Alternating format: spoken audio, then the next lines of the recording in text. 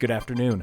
Phil Lindemann with your Krystal 93 News from Vail Summit Orthopedics and Neurosurgery. I was astonished the way they responded to it. It's like, come on, man, Black people don't camp, we don't do that. And that's when I started to challenge those around me about using nature as a resource and actually doing things out of their comfort zone. Meet Manny Almonte of the new documentary Woodhood.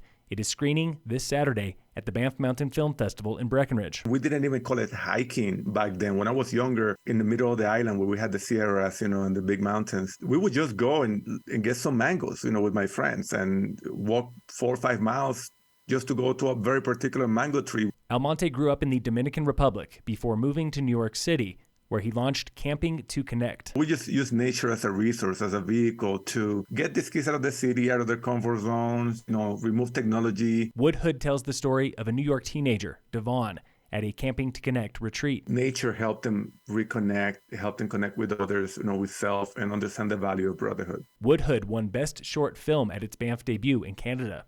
Screening tomorrow is Free to Run from filmmaker and trail runner Carrie Hyman. We're following UN human rights attorney and mountain runner Stephanie Case, taking on the longest, hardest mountain ultra marathon that she's ever ran. And it just so happens to take place when she's scrambling to try and help her nonprofit in Afghanistan and the women of her nonprofit. Free to Run began as a story of triumph, but changed dramatically when the Taliban captured their filming location. I think the overwhelming question we get at the end of the film is what's happening now. Has Free to Run been able to increase any more programming? Are the women able to do anything at this point? What's the future look like for them? And that's the worst part of this film is it's not a happy ending. It's just it doesn't have an ending. The film festival runs 2 nights, tomorrow and Saturday, at the Riverwalk Center in Breckenridge.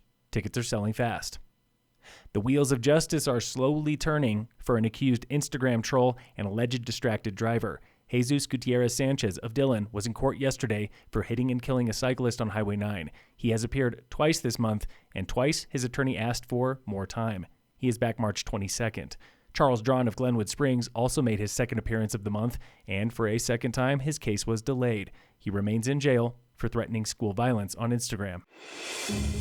Welcome to Under the Radar with Dillon Town Manager Nathan Johnson. The marina has been what we like to call a crown jewel of Summit County. But these days, Dillon Marina is fast becoming the crown jewel of frozen Summit County. Lo and behold, here we are doing some pretty remarkable things out there on the lake. Town Events Manager Matt Lope pitched the idea of free ice rinks and lake loops, and the Dillon Rec Committee signed off. Town of Frisco, Town of Dillon, Sheriff's Office, Summit County, etc. There were some growing pains. We had a couple part-time positions that have been a struggle to fill, especially with lake loop operations, hockey. But growing pains are part of the plan. We are building a recreation department, so as we build that, we feel that in years to come, hopefully next year, we're going to have more staff. Not part of the plan, at least for now, is an entry fee. Allowing some of these things to be free, I think is critical, especially for our local individuals who live here in Summit County. Tune in again next week for Under the Radar with local town managers.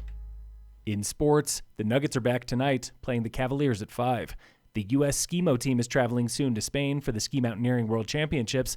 10 skiers are coming from Colorado. That's the most of any state. And 4 are from right here in Summit. Summit's Grace Stayberg is a favorite for the U23 division, joined by Arthur Whitehead, Sam Westcott, and Sam Burke.